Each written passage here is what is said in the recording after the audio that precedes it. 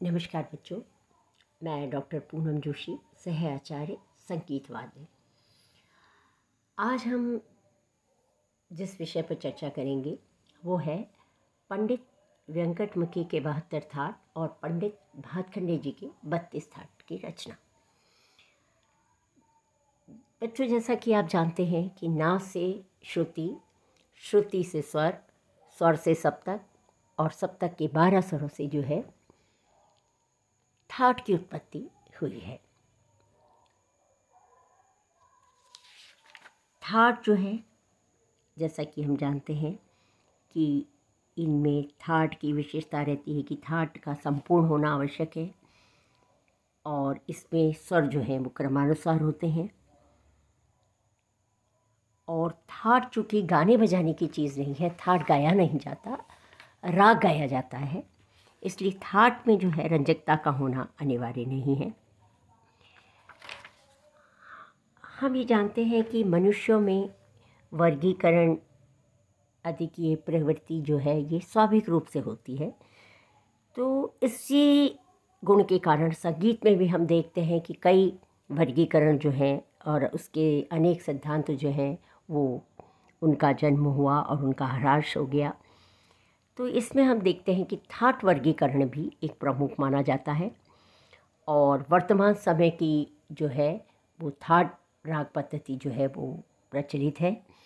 मध्यकाल में इसमें पूर्व हम देखते हैं कि राग रागनी पद्धति प्रचलित थी, धीरे धीरे वो लोप होती गई। 17वीं शताब्दी में दक्षिण के विद्वान हुए पंडित वेंकटमुखी, उन्होंने अपने एक ग्रंथ लिखा जिसका नाम था चतुर्दंडी प्रकाशिका।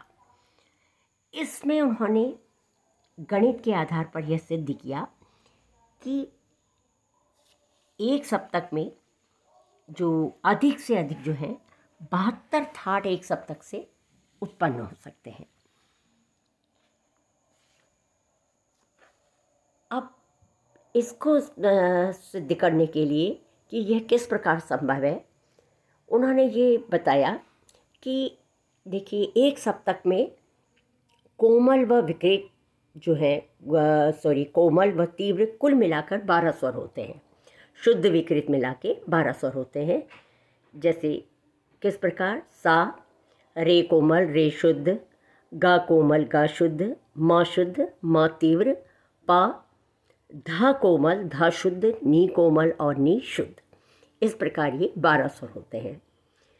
अब यहाँ उन्होंने क्या किया वेंकटमुखी जी ने कि कुछ समय उन्होंने देखा कि उपयुक्त जो ये स्वर है, इस स्वरावलियों से उन्होंने तीव्र मध्यम को हटा दिया।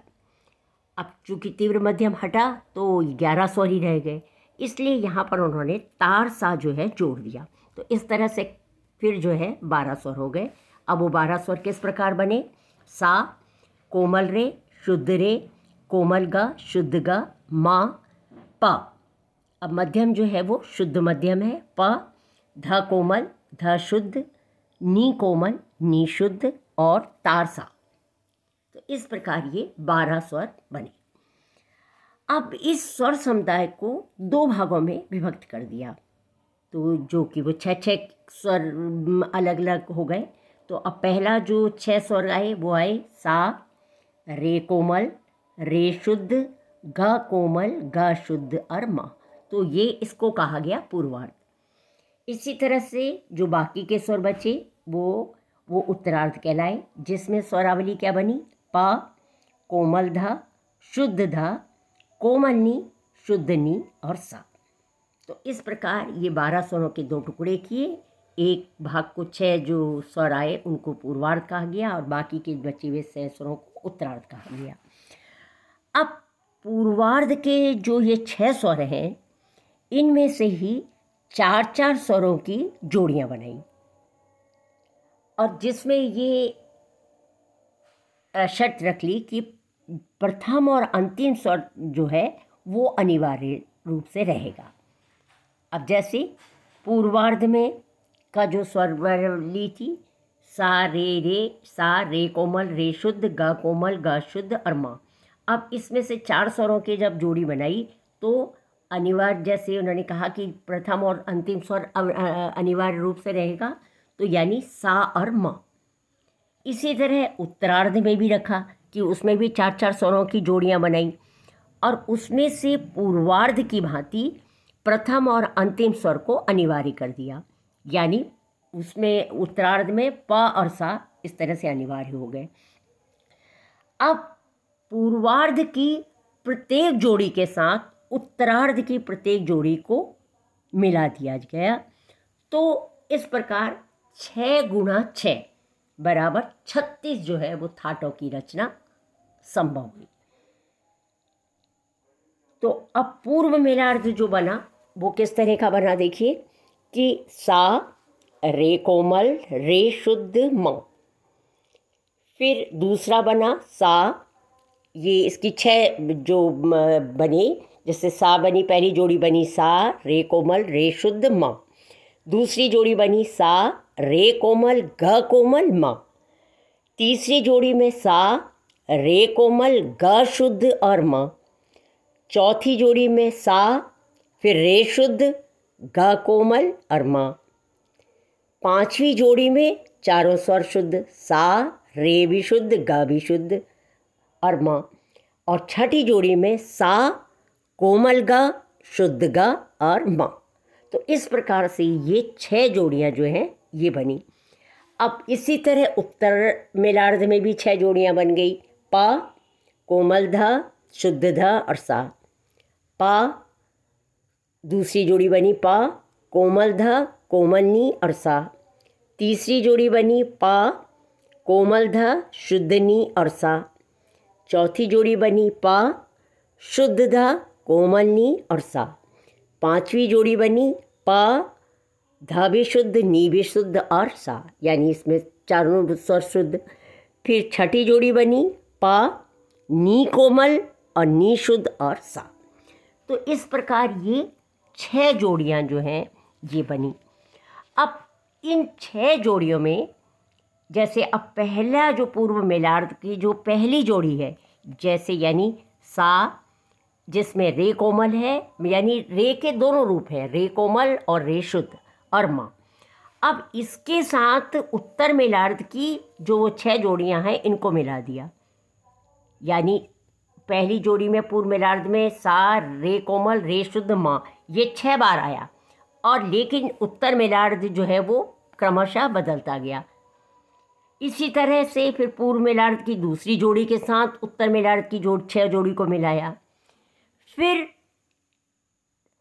तीसरी जोड़ी पूर्व मेलार्ध की जो आई उसके साथ उत्तर मेलार्ध की 6 जोड़ियों को मिलाया। फिर उत्तर पूर्व मेलार्ध की चौथी जोड़ी के साथ उत्तर मेलार्ध की सारी 6 जोड़ियों को मिलाया गया।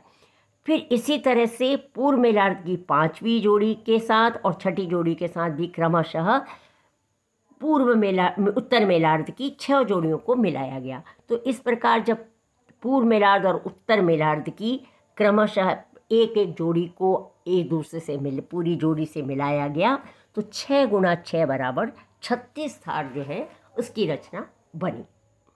तो अब चूंकि इन 36 थाटों में शुद्ध मध्यम का प्रयोग किया गया, क्योंकि इसमें हम देखते हैं कि पूर्व उत्तरार्ध के मेल में उत्पन्न जितने थाट 36 थाट थे, इसमें केवल शुद्ध मध्यम लिया गया। अब इस शुद्ध मध्यम के स्थान पे यदि तीव्र मध्यम किया तो 36 थाट और बन गए इसी तरह से। तो इस प्रकार 36 + 36 72 थाट की रचना संभव हुई। तो इस प्रकार पंडित वेंकटमखी जी ने यह सिद्ध किया कि गणित के आधार पर एक सप्तक जो है, जिसमें कि सप्तक में शुद्ध और विकृत 12 स्वर होते हैं, इनसे जो है 72 थाटों की उत्पत्ति जो है वो संभव है।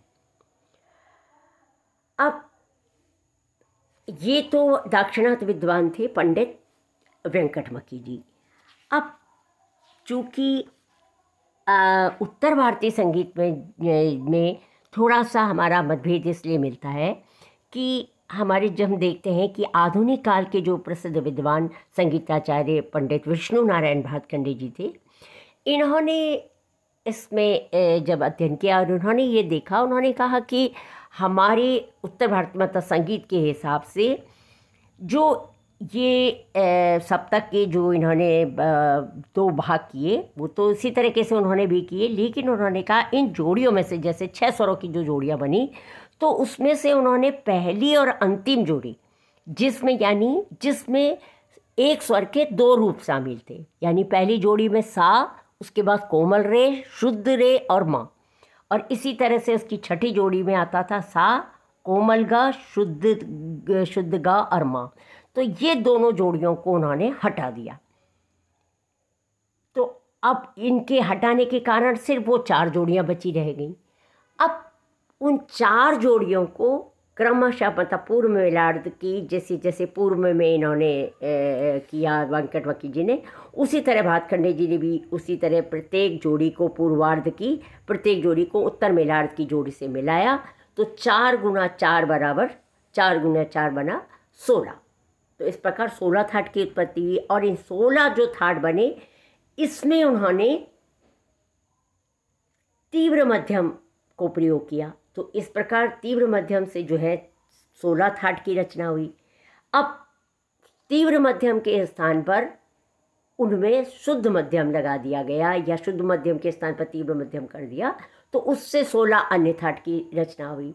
तो इस तरह से 16 + 16 32 थाट जो है वो बने। तो रचना का आधार तो वेंकटमक्खी जी ने भी के अनुसार ही भातखंडे जी ने भी रखा, लेकिन वेंकटमक्खी जी ने जब सप्तक के 12 स्वरों के 2 विभाजन किए और उन्होंने उन स्वरों से क्रमशः 6 जोड़ियाँ बनाई, उसके स्थान पर पंडित भातखंडे जी ने सिर्फ 4 जोड़ियों को ही स्थान दिया। और उस तरह से उन्होंने अपने 4 गुना 4 बराबर 16 और 16 में एक में शुद्ध मध्यम लगाया और 16 में तीव्र मध्यम लगा के 32 थाटों को मान्यता दी। और व्यवहार में हम देखते हैं कि उत्तर भारतीय संगीत में उन 32 थाटों में से भी भातखंडे जी ने मुख्यतः 10 थाटों को मान्यता दी। तो आज भी हम देखते हैं कि हमारे उत्तर भारतीय संगीत में जो रागों का वर्गीकरण है उन्हीं 10 थाटों के अंतर्गत होता है। हमारे जितने भी राग गाए बजाए जाते हैं रहे वो उन्हीं 10 थाटों के अंतर्गत आते हैं। अब वर्तमान समय में हम ये ज़रूर देखते हैं कि कई राग ऐसे लोकप्रिय हो गए हैं, जैसे जोग है, हंसध्वनि है, किरवानी है, इस तरह के राग हैं कि मधुवंती है, जो कि हमारी इन 10 थाटों के अंतर्गत उनका वर्गीकरण में वो नहीं आते हैं। लेकिन ये जो रचना है वो हमने ये है कि पंडित वेंकटमक्खी जी जो दाक्षिणात्य विद्वान थे, उन्होंने गणित के आधार पर 72 थाट की रचना किस प्रकार की, और उसी का आधार लेके पंडित भातखंडे जी ने अपने 32 थाटों की रचना की। Thank you.